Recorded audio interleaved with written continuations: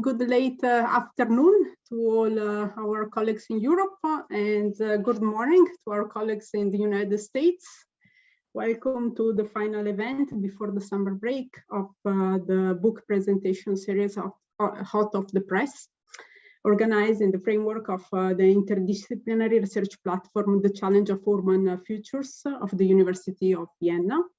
My name is Roberta Cucca, and I work at the Norwegian University of Life Science, where I teach environmental and urban sociology.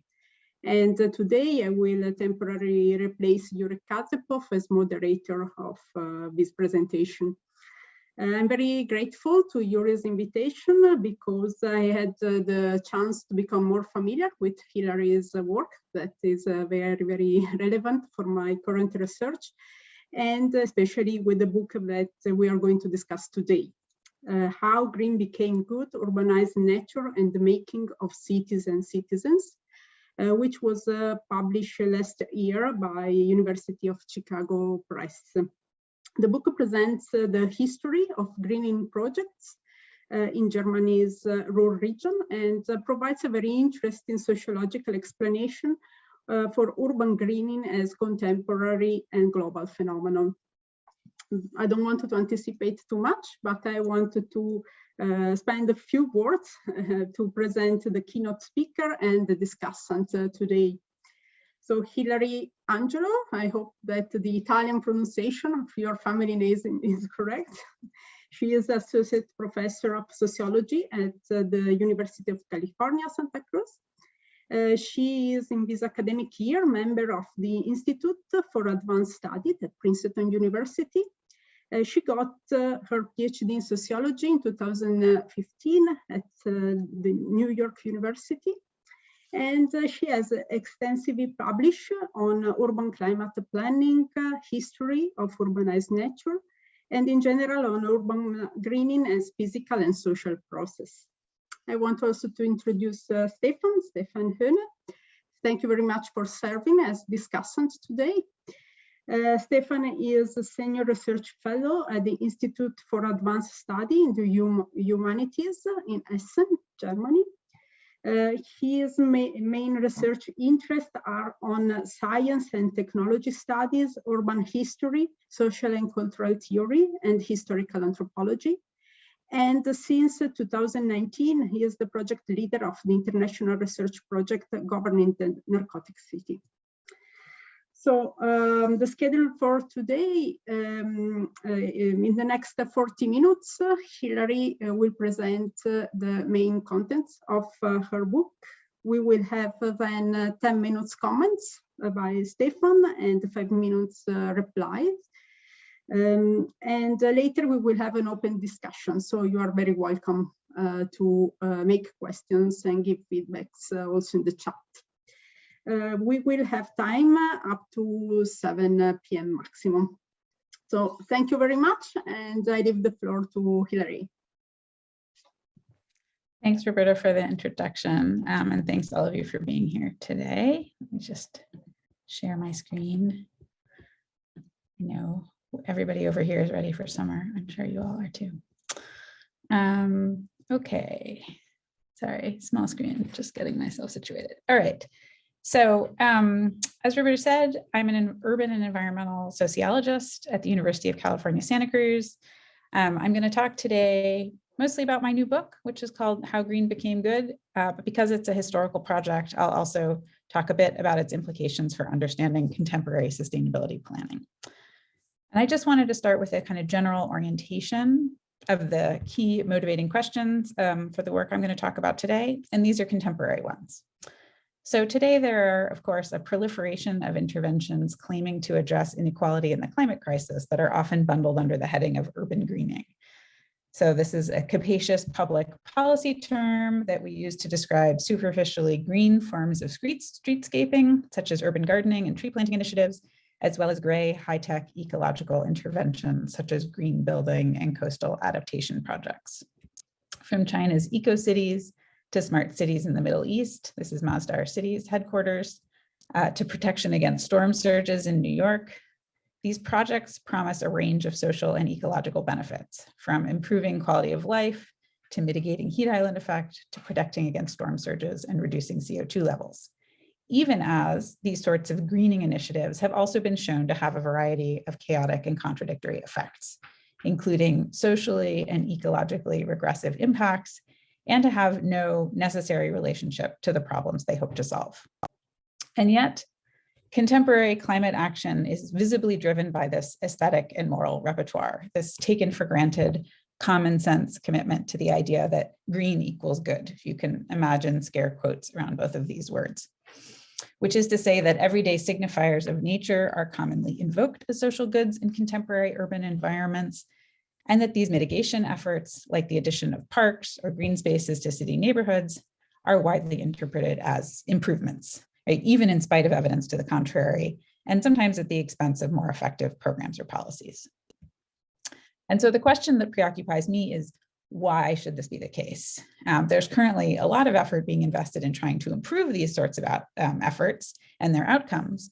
But as a sociologist, it's been my perspective that in order to begin to think about how to intervene in these efforts to make them better, and before that, we need to understand the deeply held beliefs that are driving contemporary climate efforts, that are shaping our orientations towards solutions, and that are affecting how ecological goals are being conceived and pursued in the first place. So my approach to this has been to turn urban greening and the ideas about nature underpinning it into an object of analysis, asking what ideas drive these practices, where did they come from, and what are their effects? So this is what much of my research focuses on, and certainly what the book focuses on, and this is what I'm going to talk about today. So the book, as Roberta mentioned, takes a deep dive into Germany's Ruhr Valley to answer these questions. And the argument that I've developed suggests the following about the dominant kind of mainstream forms of climate action we see today. That contemporary greening is driven by a social imaginary that I call urbanized nature, which is an outcome of urban process rather than city form, and that's fundamentally continuous with past practices. And so the goal of the book, like my talk today, is to denaturalize this phenomenon and to offer a historical and sociological explanation for the set of practices and associations that can, again, inform our understanding of aspects of contemporary climate politics. So what I'll do today is elaborate this argument and my approach a little bit more, spend some time, most of my time, discussing the book, so how green became good in the Ruhr, and then conclude by discussing some research I've been doing on climate action planning in California to show you this imaginary at work there and how it's affecting how climate equity and justice goals are being conceived. Okay, so as I'm sure you're all aware, climate change presents a very complex, globally scaled intersection of environmental and social issues, and there are lots of ways that sociologists have tried to understand them. Right? We have environmental justice, demography, work on infrastructure in the built environment. In sociology, there's work on climate knowledge and expertise. My version has been to bring historical sociology and interdisciplinary urban studies to this conversation, to focus on, again, the underlying ideas of nature that are motivating these projects and practices. And as I said, my answers are that contemporary greening is driven by the social imaginary, that is an outcome of urban process, not city form, and that's fundamentally continuous with the past. So I'm going to now talk about each of these concepts and arguments in turn, starting with the idea of the social imaginary. So first, I describe these ideas of nature as a good for society, as a social imaginary, because the concept emphasizes the relationship between widely held beliefs and the practices they make possible. So as some of you may know, right, social imaginaries are shared understandings that are historically specific and intersubjectively shared within their domain. They motivate action, are widely legible, and in the words of Charles Taylor, make the reproduction of common practices possible. So a familiar example of this concept comes from Benedict Anderson's study of nationalism. For Anderson, the social imaginary of nation as an imagined, finite, and sovereign community helped explain the global travel of a particular social form, the nation, that was a product of a specific time and place, but then could spread to a wide variety of contexts, right? Producing nationalist movements of different kinds, becoming a way of organizing the world, of understanding the self, a rationale for excluding others, and so on. My argument is that there's an analogous package of naturalized beliefs about nature as a universal, indirect, and aspirational good that has arisen in contemporary urban environments. So universal because it's understood to stand outside of human divisions, and therefore the assumption is that all of us have the same relationship to it. Indirect because nature's goods are understood to be moral and affective rather than material, right? So this is not, I'm not talking about nature as a subsistence good here. And aspirational because it's mobilized with ideal futures in mind. And like nationalism, right, this idea produces sets of social practices or makes certain kind of activities possible. In this case, I argue that the collectively shared way of seeing nature has made greening legible as a grammar of moral action. And it's what accounts for the very similar aesthetic and representational forms that drive adaptation and mitigation efforts today. Second, my argument is that urbanization is the origin of nature's moral relevance and eventually its action context. So there's currently a debate in interdisciplinary urban studies, as some of you may know, between those who study social life in cities as particular kinds of places and those who take urbanization processes as their object of analysis, right? The argument of the latter view is that we should view extractive landscapes like Alberta's polluted tar sands pictured here as intrinsically linked to sites of urban concentration, cities that rely on these natural resources. And so my work has tried to move these discussions of global urban process, which have mostly been focused on the geography and political economy of global urban transformations, into more sociological terrain by thinking about the effects of urbanization on ideas, and specifically the urbanization of ideas about nature. So my argument is that first, rather than the effects of the city as a place, it was a broader set of underlying transformations, especially the shift from agricultural to wage labor and from subsistence living to a market economy that urbanized conceptions of nature by changing people's view of it from a direct material good required for subsistence purposes into an indirect or moral good. And second, for this imaginary to take hold in any specific place, it was necessary for protagonists to be economically, politically, and socially embedded in a global network of other urban actors through which this view of nature spread. Okay, to get to this third one, let's get into the book. So I've developed this argument through a study of greening in Germany's Ruhr region, a place where traditional explanations for the greening impulse fail. Questions of greening's ubiquity and recurrence are difficult to answer, partly because this activity has typically been understood as social reformers and a misguided reaction to pathological urban form, such as New York City's construction of Central Park, as a place to escape from urban slums and density, and so on. Instead, I wanted to find a place where I could study urbanization working on nature in the absence of a local city form, and a place with a long history that would make it possible to study its emergence and identify commonalities across time. So I found this in the Ruhr, which, as most of you probably know, but very few people in America do, it's one of Western Europe's largest urban agglomerations, located here on the western edge of Germany, consisting today of about 1,000 square miles and about 6.5 million people. For anyone not familiar with it, the Ruhr, as you can see from this photo, is a historically industrial region that had been defined by coal mining and steel production since the 1950s. And like Pittsburgh or the Detroit in the United States, has been in economic decline since the beginning of the 1960s.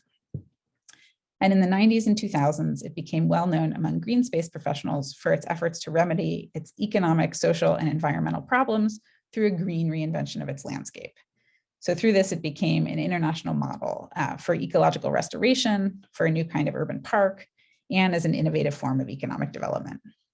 And as you can sort of glean from this photograph, the regional self-image that accompanied this project is as idyllic in a different way as the eco-city photos I showed you at the beginning. So it is, in a paradigmatic and very large-scale case of contemporary greening. But this greening has also taken place in the context of a long urban history and an unusual morphology. So first, this is only the Ruhr's most recent green reinvention. The region was early to industrialize, and it turns out that greening has actually been central at each moment of urban restructuring in its history. And second, as you can see from this image from the early 20th century, comparing Berlin's density to the polycentrism of the Ruhr, it's also a case of urban greening in the absence of a traditional city. It's a low density working class region that is green without the kind of city form, social problems, and urban bourgeoisie typically understood to motivate the practice. So the book as a whole is what sociologists call a longitudinal comparison, right? Over time, rather than across place, comparing nature's use at moments of major urban restructuring across 3 periods: industrialization, deindustrialization, and neoliberalization. And the book really has 2 distinct projects, or can be read 2 ways. So first, there's the historical project, which is to document the emergence of this imaginary of nature and show how it has been used to create ideal citizens and cities and citizens in each era. And sometimes when I give talks, I focus on this, and specifically how in each case, greening projects were oriented towards making this amorphous working class region into a legible middle class city. But second is the sociological project, which is to use this longitudinal comparison to establish theoretically the particular social logics with which these projects unfold by identifying similarities across time, both in terms of how nature operates as a medium of social improvement and what its effects are. And so today, rather than talking about the historical periods or the ideal cities that are driving these particular projects, I want to draw from this to give you a couple of snapshots of what this imaginary looks like in action. So to do that, I'm going to walk you through Urbanized Nature's emergence in the Ruhr in the first decade of the 20th century, through 2 competing visions of post-war democracy realized through greening in the 1960s, and an illustration of greening projects, of how projects are carried out and received as investments in the public good rather than normative projects in the 1990s and early 2000s. Starting with the emergence of urbanized nature, which in the Ruhr happened in the first decade of the 20th century. So, as I said before, what's characteristic of greening is that nature is used as an indirect, aspirational, and universal good. But what's fascinating to me is that if you look at the historical record, you can actually see this new idea of nature emerge. There's a historical moment where greening becomes possible. And in the Ruhr, this happened around 1910, as local elites started seeing the region as a city. So before 1900, even as the region was experiencing the material transformations of industrial urbanism, it had not yet urbanized imaginatively, right? Even though it had experienced both rapid quantitative growth and qualitative transformations in its economy and social relationships, especially a shift from subsistence living to wage labor and market economy, and to larger scale and more heterogeneous social milieus, local elites' conception of ideal society and of nature still reflected traditionally agrarian forms. So the evidence I have for this is that until the end of the last century, the region's industrial barons built company housing that took the form of colonies for their workers, that, as you can see here, are these kind of low density clusters of semi-detached houses, each of which has a garden and also a shed for keeping animals. And these colonies organized their workers by country of origin and were very oriented towards sort of keeping food for subsistence purposes. So just to give you a sense of the scale of this, an 1893 survey counted among 16,000 miners with access to gardens and fields, 524 horses, 8,210 cattle, 31,000 goats, 38,000 pigs, and 885 sheep. And these animals were important because the industrial barons still imagined heads of households engaging in agricultural work outside of their industrial labor, declaring things like, quote, "A full-time worker who wants to care for his garden and small animals must not be subjected to a long way to reach them after a day in the mines." And so what these colonies really were a sort of simulacra of rural life, right? So even though these were wage laborers, in this sort of built living environment, we see no kind of ideas about the value of cosmopolitan exposure to difference, no deliberate construction of public and private space, no idea of industrial workers as urban citizens. They were still understood to be like peasants and sort of preserving agricultural ways of life. This vision of the Ruhr and of nature changed in the first decade of the 20th century when economic leaders in the region began wanting to compete with European capitals. And as they did, their visions of the social world shifted from community to urban society. And they began to see the region's characteristic qualities, its diffuse, low-density urban form and working-class character, qualities that they had deliberately cultivated during the past half century, as problems to be fixed. So among other things, they started building garden cities for their workers, where they used nature to acculturate workers into middle-class norms and new emergent values of cosmopolitan citizenship. And you can see these new ideas of cities and citizenship captured through new relationships to nature. So the garden cities are morphologically similar to the colonies, right? They're still little clusters of houses with lots of green space, but the function of nature completely changes. So now animal keeping is completely forbidden. Each unit just has one decorative fruit tree. So this is nature for social, not subsistence purposes. Instead of grouping people by country of origin, they mix people together in these complexes, and even housed non-employees, wanting people to have sort of the benefit of middle-class neighbors who could acculturate them. And gardening becomes a leisure activity for women and children instead of labor for men. So instead of access to a garden being so important, rather than full-time workers, quote, not being subjected to a long wait to their gardens, by 1899, they're registering concern that, quote, if the garden is not controlled by the woman alone, then he, the husband, works at home and rests at the factory, and thus subsistence agriculture must not be practiced. So here's a picture of the kind of cafe culture that these protagonists were actually imagining. This is a converted dairy, which is interesting. And so here you see nature becoming a setting for leisure instead of a space for labor. And so I argue that this is the moment when we see this contemporary social imaginary of nature emerge there as it turns from something used for subsistence purposes into an indirect, universally beneficial and aspirational good. And interestingly, you can kind of trace the changes in the view and use of nature in the region as a whole during this time. So this is the same time when the construction of city parks begins, when the local government starts securing funding for street trees, which had before been seen as sort of frivolous, and so on. So for me, it's both historically and theoretically relevant that these protagonists were able to green the Ruhr, because it demonstrates that although urbanized nature may have initially arisen in industrial cities, its legibility has long exceeded those places. And that once potential greening protagonists came to view themselves as participants in an international field of other cities and urban actors mobilizing nature in these ways, greening came to the Ruhr as a solution to different problems and in the absence of the conditions motivating its initial uses. Okay, so next I want to contrast two greening projects in the 1960s to make the point that urbanized nature is a social imaginary of form, not content. Or in other words, it's not an ideology in the kind of strict Marxist sense as a distorted view expressing a particular class interest, but as I said at the beginning, as a social imaginary, it is a condition for action. It's available for all kinds of political visions, bottom up as well as top down. Right, and I think this will make probably intuitive sense because of course greening can be and is probably better known as a sort of counter-hegemonic practice, right? If you think about guerrilla gardening, unpoliced public parks, spaces of alternative ideals and social critique. And the examples I talk about in the book don't really represent that diversity because I'm deliberately documenting projects that have the authority and resources to green at the scale of the city. But you can glimpse this quality, nature's availability for all kinds of social and political visions, in the 1960s, where two competing visions of post-war urban democratic public politics were expressed through nature.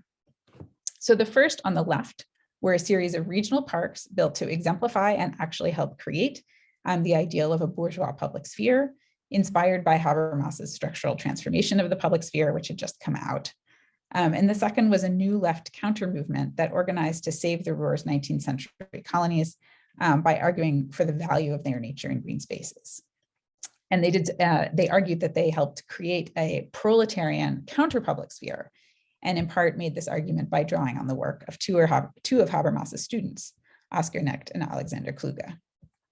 But what's important here is that in their published materials, both of these movements use nature to communicate the value of these spaces in achieving their ideal visions of politics and society.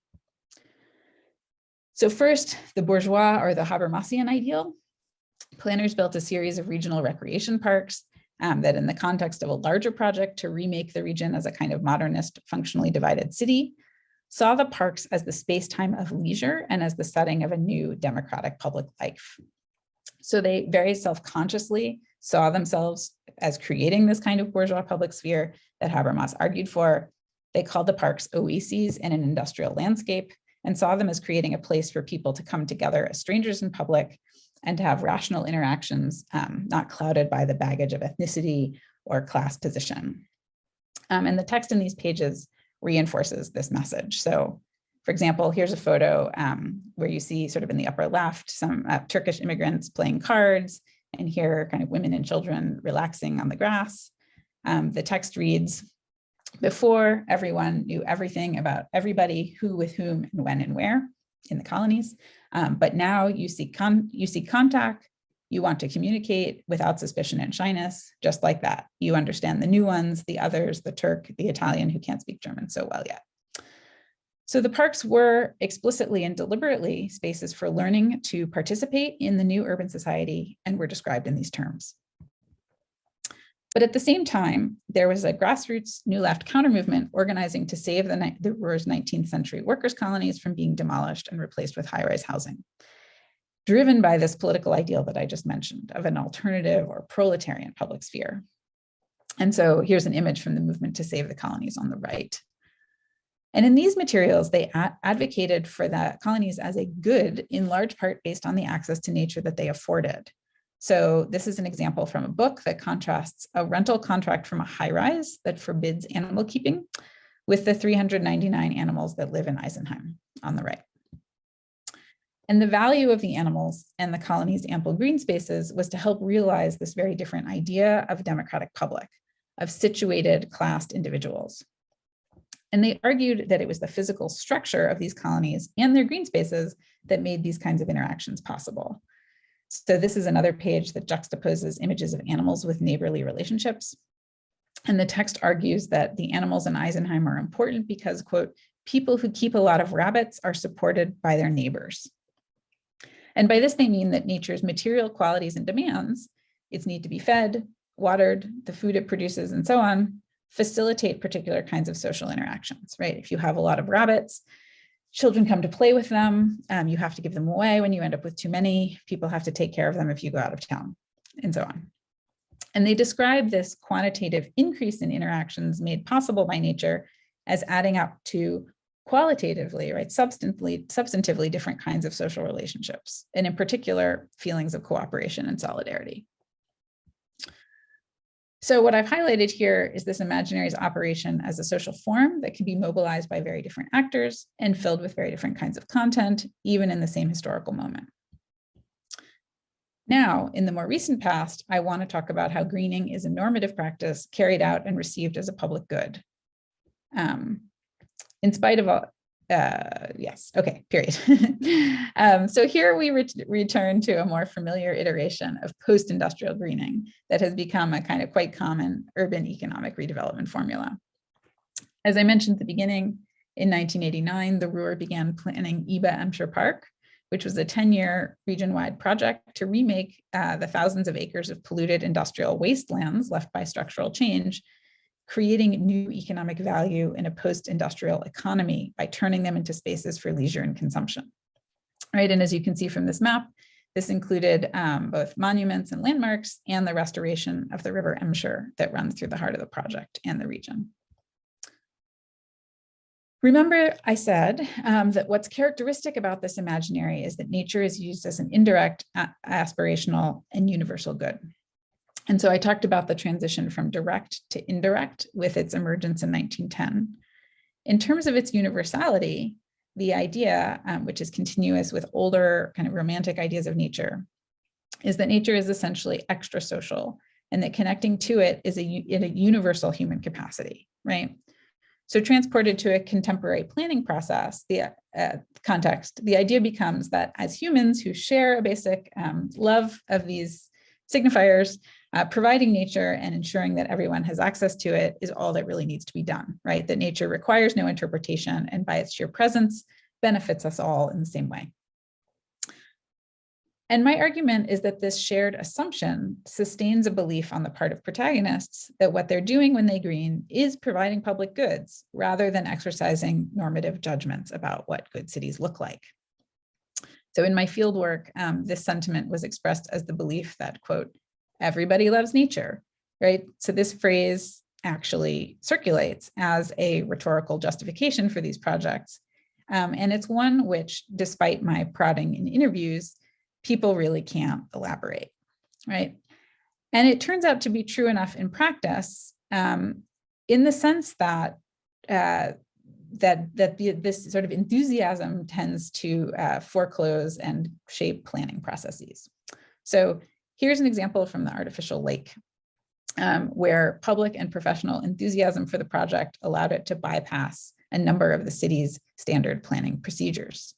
Or as one interviewee put it, no one dared question this project. So the plans were not discussed in the beginning, or they were, but everybody said, yeah, it's great. Nobody asked about the money, not even the opposition government in an election year.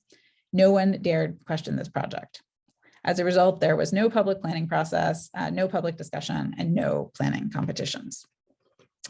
So this isn't to say that there's never critical protest about greening, but it's an instance of how this imaginary shapes and constrains public discourse and our orientation towards solutions, such that the conversation takes the form of, what's the best way to make the city greener, rather than, should we be making the city greener at all? Or that when there is protest, it's often about equal access to an ostensibly universal nature, rather than the question of whether nature is better than some other alternative. And so what this offers us here is some window into the power of green as good sentiments, their ability to foreclose other possibilities and shape public debate. Okay, so this concludes my quick tour of the book, which documents, as I said, the sort of similarities in greening across these otherwise very different projects and moments. Now, I'm going to conclude by returning to contemporary climate planning with all this in mind, to try to use this as a framework for decoding the present. So the latest of the projects that I just talked about were really products of the 1990s, right? The environmental concerns were about polluted brownfields, the quote wastelands of deindustrialization, and remaking them for a new consumption-based economy. But now, of course, we're in a new moment, right? Cities are still being greened, but the concerns are global climate crisis and the increasingly seen to be intertwined global crisis of social inequality. And the question is, of course, do these patterns persist? Is the climate moment fundamentally destabilizing or changing the social imaginary? Does it mark, for example, the end of modern society-nature binaries or of modernist fantasies of domination over nature? Especially because these present concerns are certainly understood to require fundamentally reimagined society-nature relationships. And one of the reasons I'm interested in this is because in other work on sustainability planning, a colleague and I have actually identified two distinct strategies for achieving the sustainable city in contemporary policy. Right? So alongside these familiar forms of greening that I've been talking about today, there has arisen a second and historically newer idea of gray sustainability, right? So rather than trees and parks, gray sustainability looks like public transit and energy efficient buildings. And the policies through which it's mobilized seek to promote sustainability through projects related to transit, housing, and infrastructure that may not look like our traditional ideas of nature. But what I've found is that even with the availability of gray solutions, green remains the dominant vision of sustainable or climate-friendly urbanism. Right? And mainstream planning and policy responses to the climate crisis suggest that this imaginary remains relatively undisturbed, and has even, if anything, kind of globalized or come to circulate even more broadly as a kind of common sense. And I say this based on research I've been doing over the past couple of years on urban sustainability planning in California, and specifically a study of how California cities' climate action plans handle questions of equity. And so what I found is that in a very different place and time, in a context in which it's absurd to think that these kinds of local green solutions can solve either global climate crisis or global inequality, greening becomes a solution for these problems too. Or in short, we found that these plans miss the housing for the trees, that the mitigation strategies they formulate to pursue equity are predominantly green ones, trees and parks, not housing and transit, regardless of local needs or their emissions impacts. And just for a quick example of this in everyday urban land use politics, I currently live in Santa Cruz, where we see, which is pictured here, where we see sort of fierce local opposition to affordable housing on environmental grounds, because people want to preserve open space, when in fact not building it has deleterious ecological consequences when you think both about increased commuting and emissions, habitat fragmentation as people are forced out of the town up into the mountains, and so on. And in these contemporary projects, you see similar dynamics, right? Perceptions of the universal benefit and accessibility of greening projects remain a sort of hegemonic belief that creates a bias towards green solutions by making trees and other green interventions self-evidently desirable, beneficial, and universal. And these, I think may supplant deeper questions of racial and economic justice by foreclosing debate and consideration of other options, and even contributing to decisions that undermine environmental and social goals. So just to return to this framework that I developed earlier, this one, these are the 3 points I showed you earlier. And with the Ruhr research, I talked through the first 2. But to this, we can add, in the context of contemporary environmental politics, further evidence of continuity, right, of the durability and even hegemonic status of this social imaginary, even in the context of problems with which it is totally out of sync and not at all equipped to solve. So I'll leave it there. And Stefan, I look forward to your comments.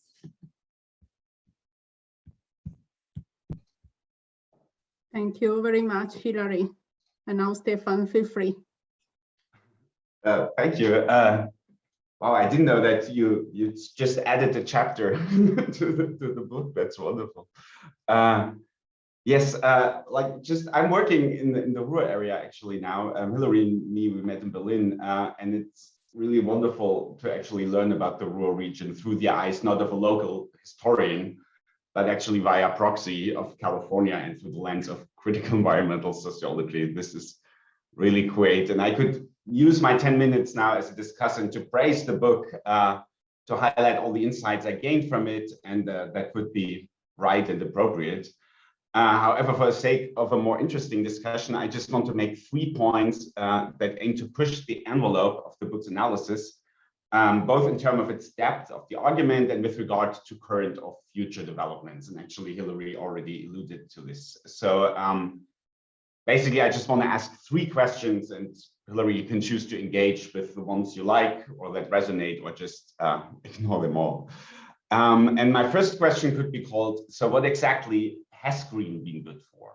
And it's concerned with the historical dynamics of the specific characteristics of goodness and the values and normative ideas attributed to it.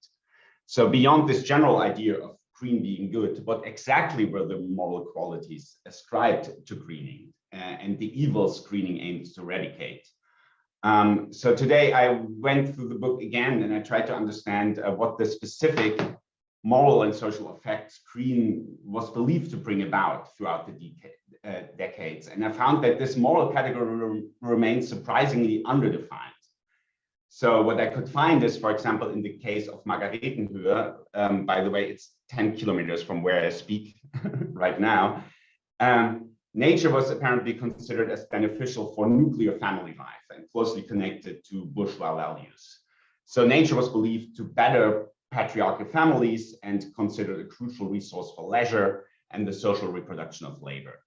However, I would have been interested to hear more about the changing ideas of morals and the goodness at stake here, and how these have changed over time and how they also might differ locally. So, and of course, one could argue, and you will probably argue, that this underdefined quality of good is exactly its strength.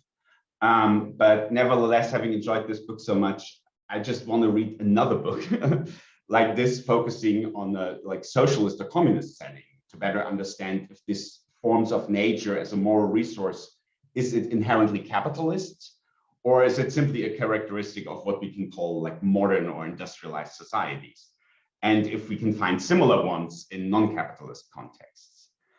The next question could be called, so what is green good for now? And you already alluded to this. So I love the argument of the book, and that is very convincing in arguing that it's global urban processes, not local urban form, that explains greening initiatives.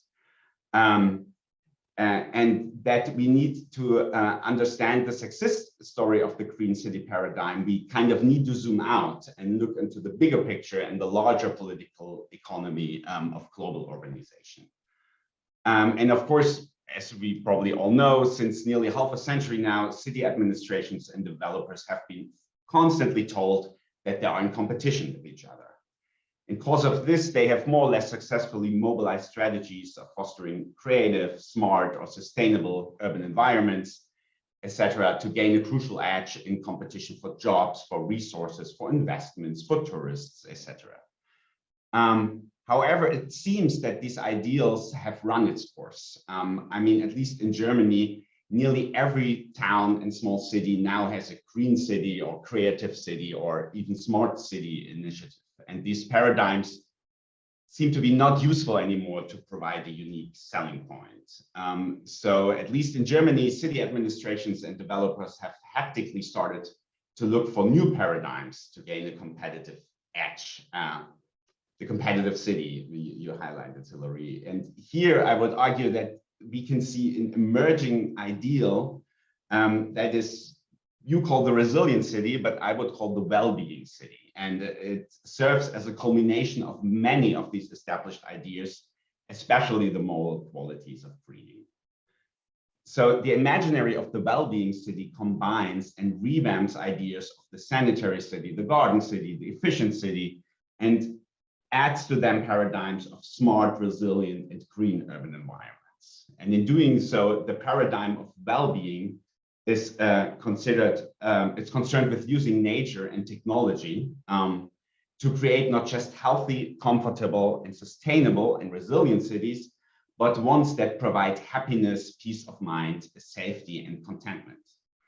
And one can argue that, especially in the face of the COVID pandemic, our current cities and public spaces are increasingly regarded as needing massive improvements that place well-being at the core of policy and design. And green plays a crucial role here.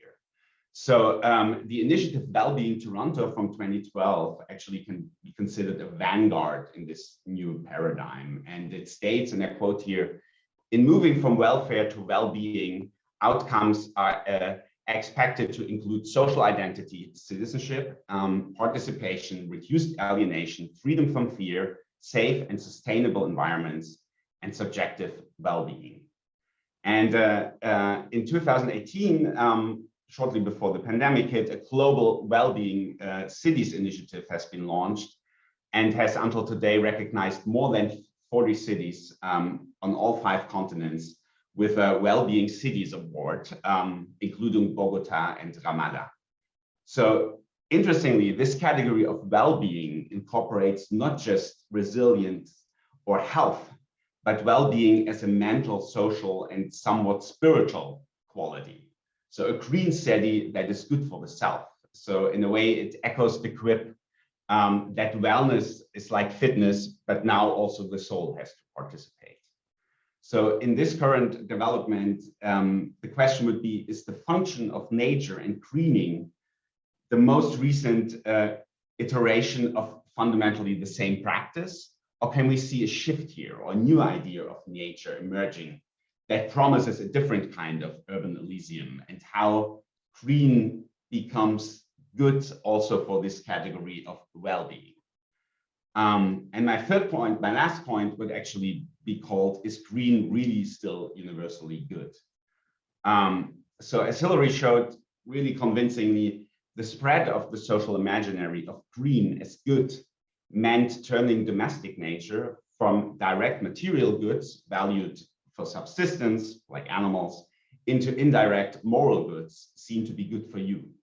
So she put it wonderfully in page 21 by stating, and I quote, in short, urbanized nature is valued not primarily for the nutrition, shade, or windbreak it provides, but as a container for moral sentiments and as a vehicle for morally charged action.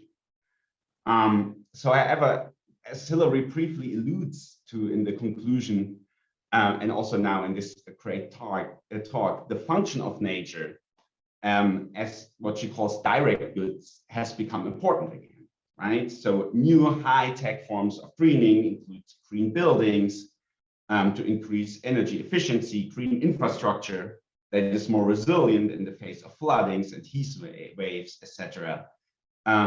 And especially given the climate crisis, the very direct material need for nature has emerged as critical for survival.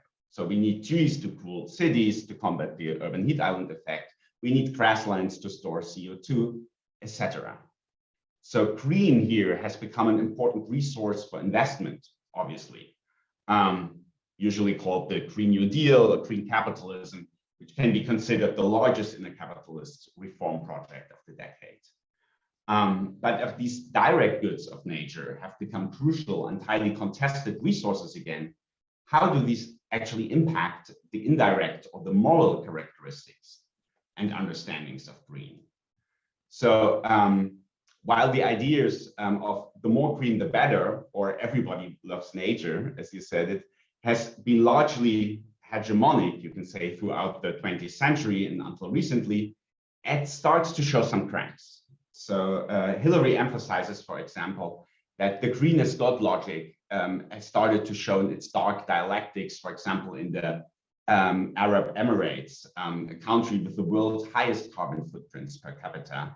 For example, transforming Dubai into, and I quote, improbable green cities of a city of farmers markets and yoga classes, end quote. So here, nature not only becomes an imaginary for the social good and a resource for what is usually called growth and progress, but it increasingly becomes a risk and a threat.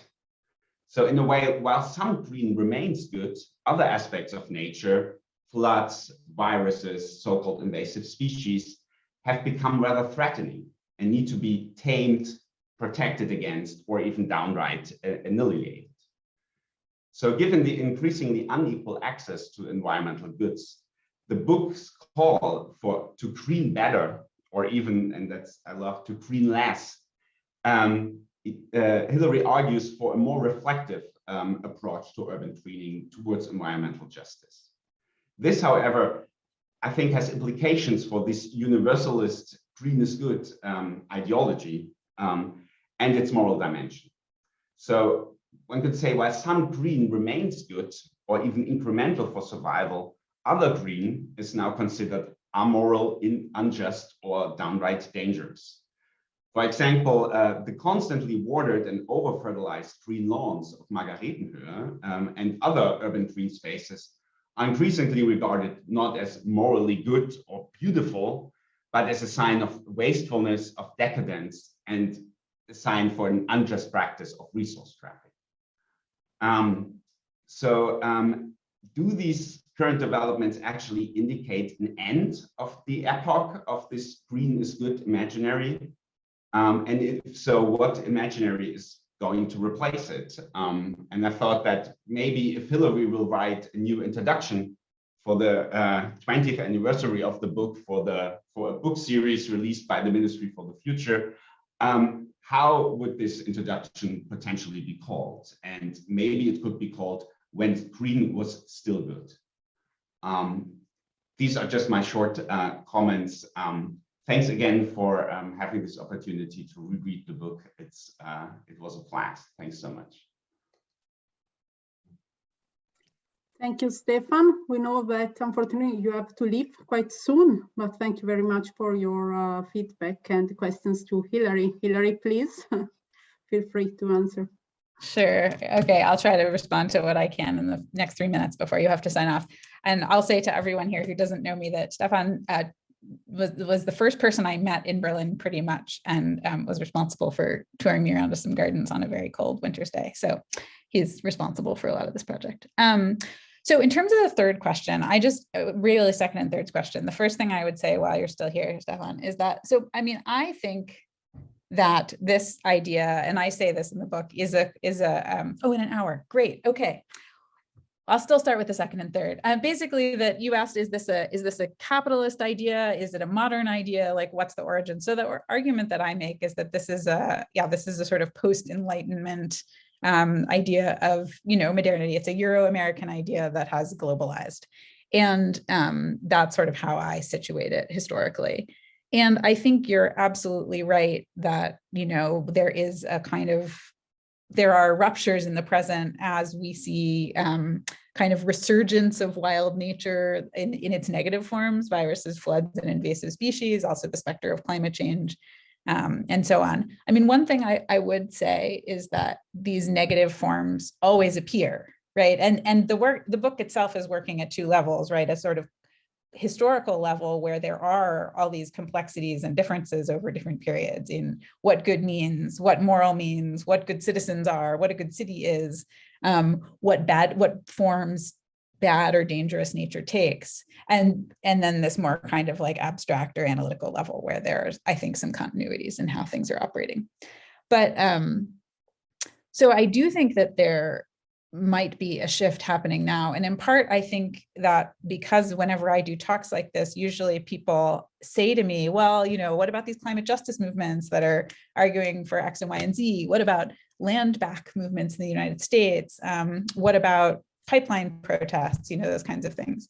So I added one concluding chapter to the book for you in this talk. And my next project that I am currently in Utah working on is about what's happening. I'm looking at these landscapes in the American West that were sort of the epitome of, modern ideas about nature, right? The sort of like big charismatic infrastructure projects and domination of wilderness and construction of pristine national parks, and trying to look at kind of how those ideas are breaking down in the context of the actual disintegration of those forms of infrastructure and the people swarming these parks and that kind of thing. So stay tuned for that. I will write that book, and then I will happily write the new introduction when the Ministry of the Future reissues it. Just to go back to the first questions. Okay, so first you said, what has green been good for? So what are its specific moral and social effects? What are the changing moral ideas of goodness? This is back to is it inherently capitalist? What about in non-capitalist societies? So like I said, yeah, I think of it as a kind of post-Enlightenment modern idea.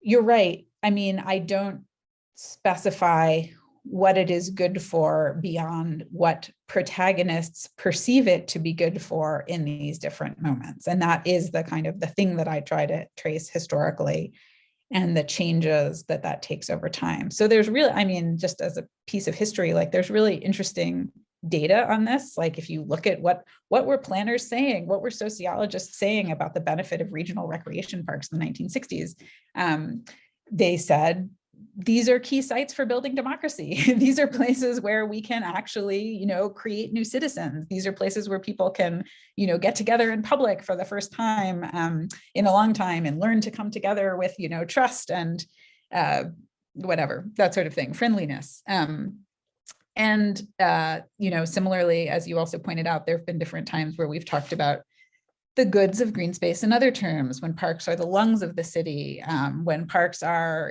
part of helping make efficient and beautiful cities. And so I don't know what I can say about those things beyond sort of trying to distinguish the two levels, again, saying like, yeah, there's absolutely all this concrete historical variability, and then the kind of level of, yeah, but we always think it's good. And how does it keep serving that function in all these different ways? How is it so adaptable and constantly available to be repurposed and filled with this content in different periods? So since I now, you have an hour, maybe you can re-ask that question if I missed the point of it. Okay, and then question 2 is, so what is green good for now? Have green cities run their course? And what about the well-being city?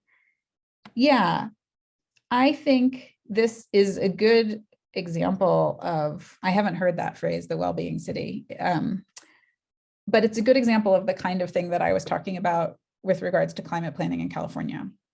So, I live in California now. In order to understand California, I started this project where I was looking at each cities' climate action plans, and I just sort of dropped the phrase, they miss the housing for the trees. But basically what I found is that in all of these cities, the way climate concerns and concerns for equity and social justice are being addressed is mostly through like tree planting and the construction of parks and that kind of thing. And that's embedded in the kind of discourse that you were flagging here, you know, that people need happiness, peace of mind, safety, contentment, that we should be, you know, secure from climate threats, that we should be able to have, you know, sustain our homes and families and livelihoods. The irony, of course, is that it's unclear whether those interventions will help accomplish those goals. And that work, which is really more policy oriented, looks at why some of those patterns persist beyond the power of this idea. So things like, how much money do cities have to implement projects, right? How much easier is it politically to build a new park than to argue for rent control? And so, yeah, obviously there's like all kinds of layers of political economy that these ideas filter through, that also shape the way things play out.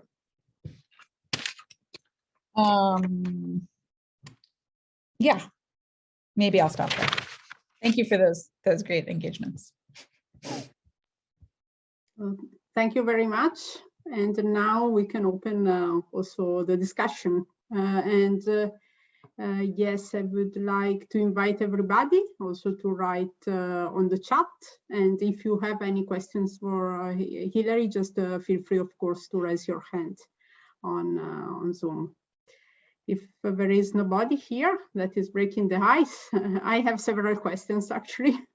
I will try to start with my questions. And first of all, I want to really thank you, because I think your work is especially important for many critical urban scholars that at the moment are very much keen in understanding the role of urban greening in the development of and restructuring of new social and spatial inequalities in cities. And as very often, unfortunately, happens, we tend to believe that what is going on in 2020 is something completely new and not rooted in the past. I think that your book shows very well that this is rooted in the past and how it's rooted in the past. So I found the book extremely helpful for this.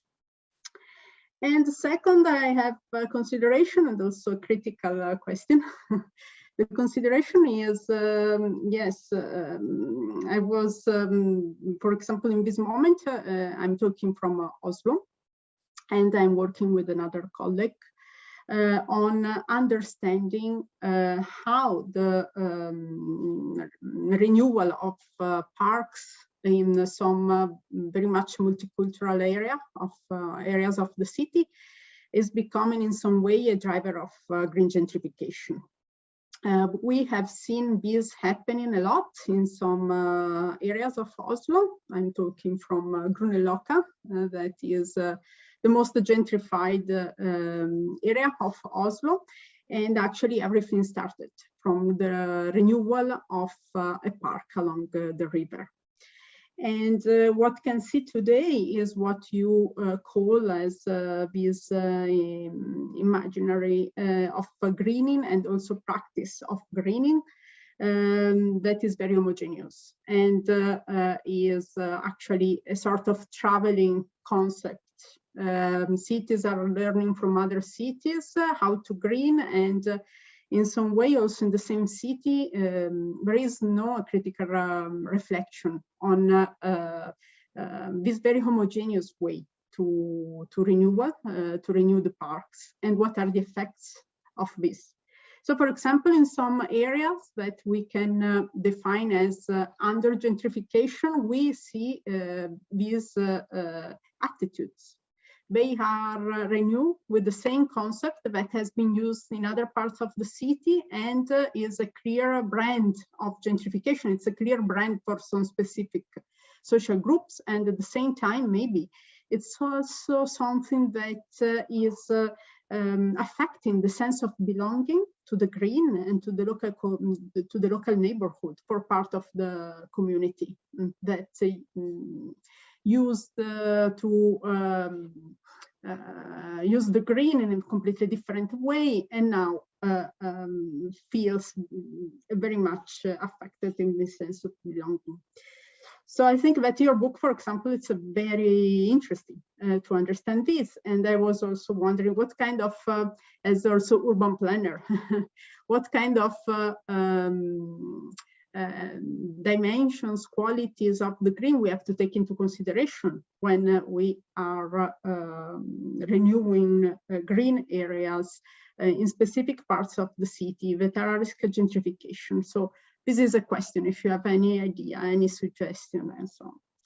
And the second and last question is more controversial, maybe.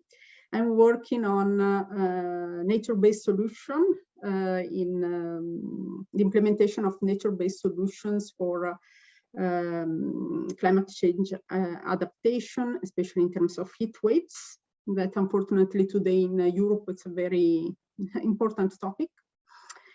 And as you were very well explaining in your last part of your presentation, yes, now life is becoming more tough for critical urban scholars that have started to understand and maybe also to explain that greening has been used also in order to, in some way, also to drive the process of gentrification.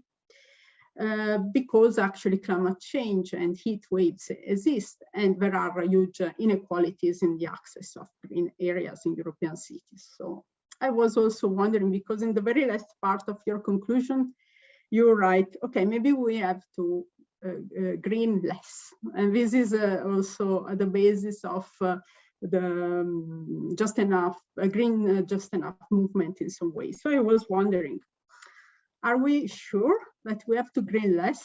Or the question is that there is no integration between planning and housing policies. For example, if we want to deal with the risk of green gentrification, we have to pay more attention to housing policies and rent control and so on. So it's not the green in itself, the driver. No, it's the missing integration between, for example, urban planning policies, greening policies, and housing policies. This is the point. So it's a kind. And the second one is okay, but maybe we have to green in a different way, as you were explaining in your book, and as I was trying to argue before, talking about this very homogeneous way of renew parks, especially in some cities in Northern Europe, as far as I can say.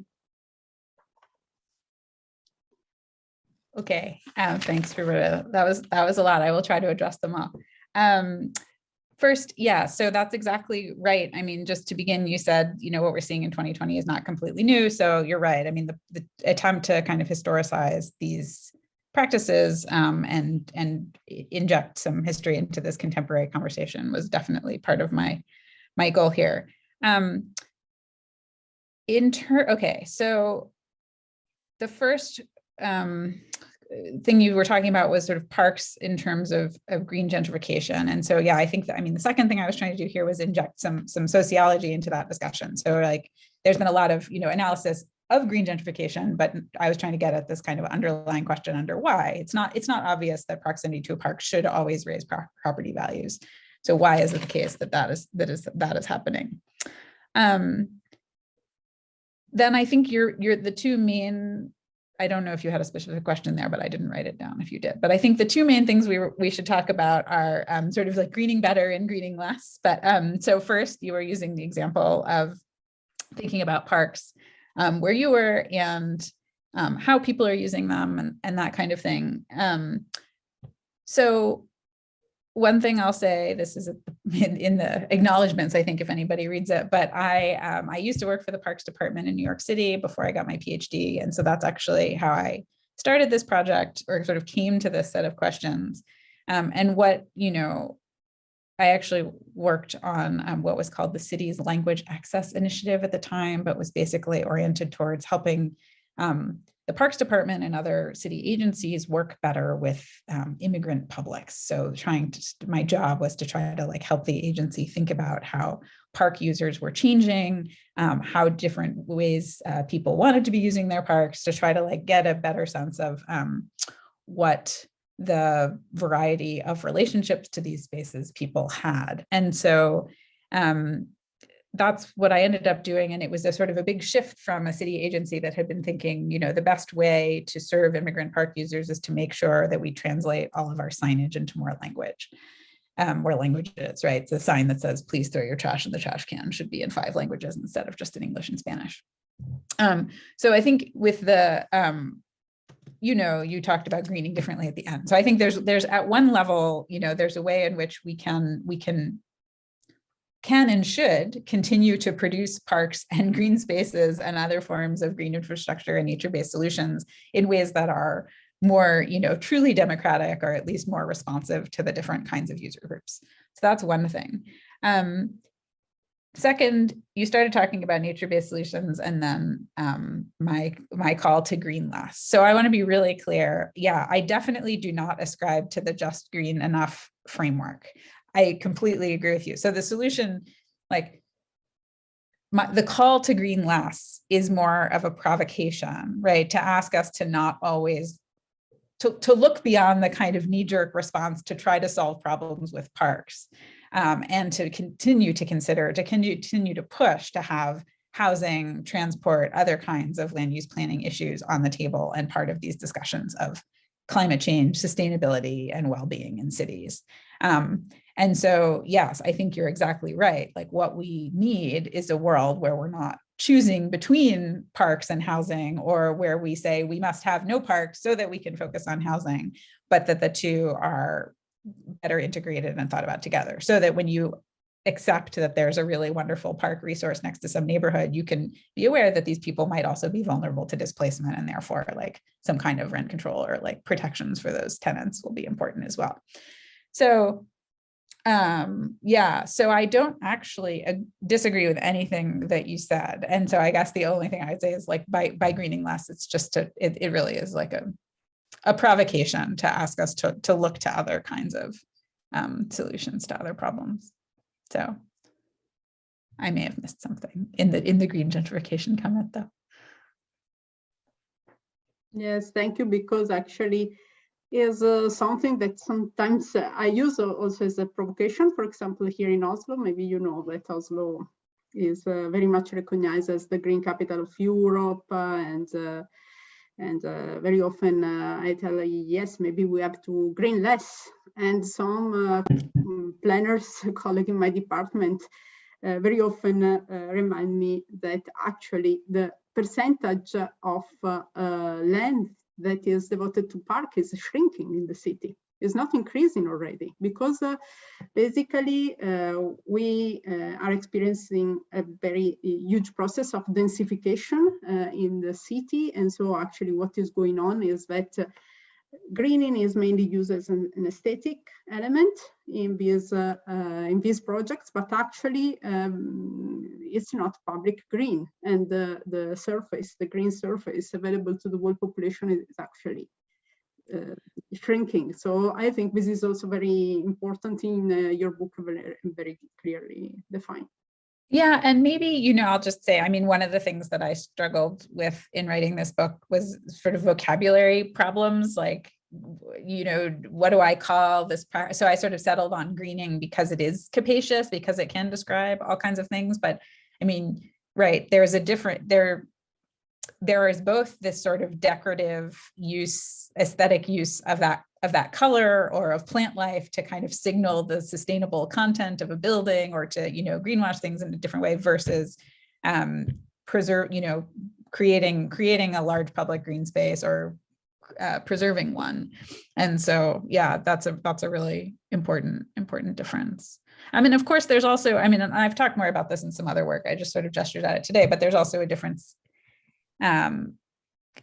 again, I think the problems we're trying to solve matters, right? So obviously, you know, we've seen these sort of ubiquitous tree planting projects all over the world as ways to, you know, to improve carbon capture and address climate change. And that's a case where, you know, I would argue that planting those trees, many of which will die, many of which will not be watered, is probably not the best use of resources. So it definitely depends what problem you're addressing and at what scale you're thinking. Yeah, but yeah, those concerns and questions are all really close to my heart, Roberta. So thank you for raising them. Thank you. I don't know if there is anybody else who have questions. Yes, I see many hands. Okay, sorry if I don't pronounce in a correct way your name. Puya? Feel free. Sure, that's a good pronunciation. Thank you so much, Hillary. Very, very inspiring. I would definitely take a look at your book. So you really nicely bring the social imaginary behind the kind of emergence and stabilization of the idea of greening. But I was also wondering how the very kind of material significance of this idea of it's this very European idea of green being like grass and lawn played a role. So the very, very kind of history behind that and the very technical aspects, you know, because in many, many respects, it's not just the social imaginary that leads to kind of, you know, one idea of a good, but also the very much like kind of influential actors behind it, and because of the technology they have, and that's partly what Stefan was also kind of trying to point to it. You know, I come from STS, I'm based in the STS department in Vienna, so that's partly my interest. So I should also acknowledge. So I was wondering how that kind of material history played a role in this very European idea of green, which then in Dubai, which is a desert, you know, land, and then you see the same idea of like green, putting lawn and all this kind of this stuff coming up. So it would be nice to hear your opinion. Yeah, it's interesting. It's not something I've actually studied much. Thanks for unpacking Stefan's question for me. There's a great book by Paul Robbins called Lawn People. I don't know if you've heard of it. Which one? Lawn People by Paul Robbins. I can put the title, but it looks at the lawn. It looks at this kind of pastoral green and the transfer of that, like that technology from Europe to the United States, and a kind of idea, you know, sort of replicating these the lawns, you know, the kind of hunting grounds of elite manor houses and that sort of thing, and how it went to the American suburbs and that sort of thing. So that's the book that I would point you to. I don't look at that. I mean, I think if anything, what my book tries to show is the different kind of material reference that can signify nature, that can be mobilized with this set of assumptions attached to them in these different periods. So I talked a little bit about, like, in some cases there are rabbits, in some cases I did talk about I didn't mention it today, but in the book I talk about the construction of green belts in the Ruhr, actually the kind of regional use of green infrastructure, also like the use of like bushes and trees to hide industrial infrastructure. So there's a variety of materials that get used in these different periods, and the aesthetics are pastoral in some of them, but not later. So the IBA project also has a kind of, you know, they're doing Industrie Natur. It's like this much more like post-industrial landscape, a kind of more wild aesthetic. And so, yeah, there's definitely an STSE kind of history to be told about those changes and where they come from and travel, and you should write it. So I'm just going to also add a book. I'm pretty sure you know about it, but like from this perspective, this greening of Berlin, Jens Lohmann, yeah, so, you know. So that's a great one too.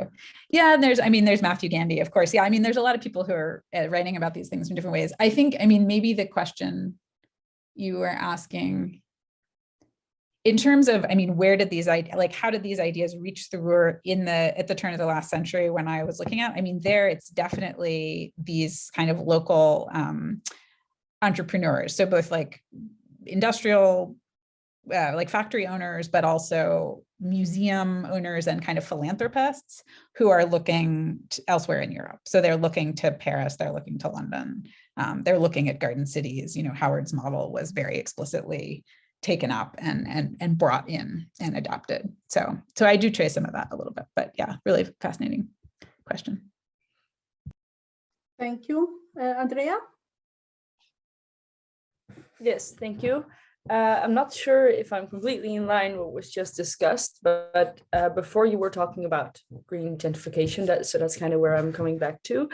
I'm thinking of the perspective in which kind of sustainable lifestyle is maybe seen as something for elites. And I guess if you think about all of the green solutions and the way how they kind of provoke green gentrification, maybe shows again that it's kind of an elite thing.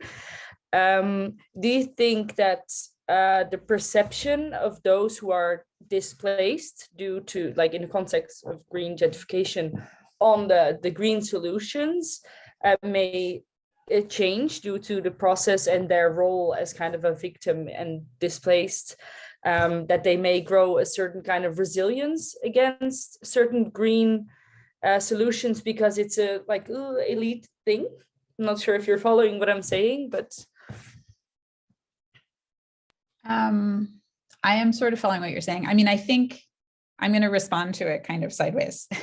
I mean, I think, you know, one of the things that this ideology or this imaginary makes it possible, it makes it possible for us to behave as though we all have the same relationship to nature.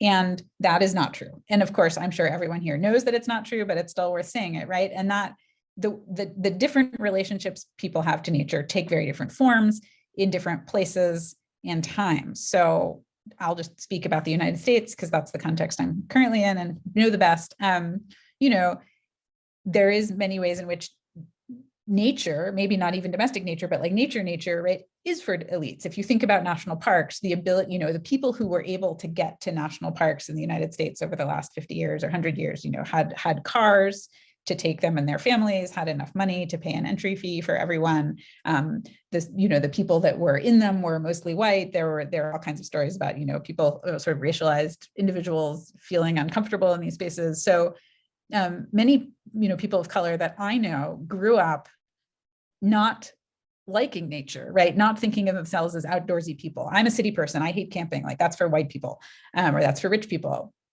And similarly, right, I think it's a sad thing. This goes back to the just green enough thing that Roberta was mentioning, right? Like what we don't want is people who are at risk of being gentrified out of their neighborhood because it has really great green resources to say, like, no, I don't want parks. I don't want as many parks. I don't want you to plant trees. Like, absolutely not, right? I think we all believe that there is at a sort of physiological level, like some, and an air quality level, there's a benefit to living in a neighborhood that has public spaces, that has shade and all that kind of stuff. So, yes. So I think you're right that these experiences shape the way people think about green space and nature. And that is precisely why I think we need critical scholarship on these issues, and we need planners who are thinking in smart and holistic ways about them, because the kind of way of solving that problem is at the level of policy and planning and trying to create security and stability for these neighborhoods, rather than forcing individuals to turn against nature. yes, thank you. And I indeed like the view that was discussed before, that you really had to have to make sure that those multiple disciplines are combined, because otherwise it's not going to be effective, I guess. So, thank you for your answer. Yeah, and I'll just say, I don't know what discipline everybody here is from, but yeah, I mean, that would be an interesting thing to know, actually. Hopefully you're from all different kinds. I'm sorry, I didn't have connection. You asked like country-wise, you mean? No, I just said, I don't know what discipline everyone here is from, but yeah. I would guess it's a mix. And I hope it's a mix. Yeah, I'm from public administration. So I guess that's where the view of like the combining disciplines come from. Great. Thank you very much, Andrea. And I don't know if Stefan has anything to add, some replies to Hillary's replies, or not. If there is anybody else who is a little bit shy, who wants to still tell something. Otherwise, we can also close this very nice presentation today. For me, was extremely inspiring, very much, and also this discussion was very nice to hear. Okay, so I see Paul is on the chat. You can find information on the book and where you can also buy the book if you're interested, of course. So thank you very much, Hillary. Thank you very much, Stefan. And I thank you, hi, Rogero. And really, I hope to see you again. Thank you. I would just like to say thank you to you also for accepting and coordinating this session. Also on behalf of Yuri, it was very interesting. So I would like to thank you really everyone also for the discussant and the stimulating discussion afterwards, I would say. It was a pleasure. Thank you to everybody. Have a good evening or afternoon or morning. I don't know. Bye.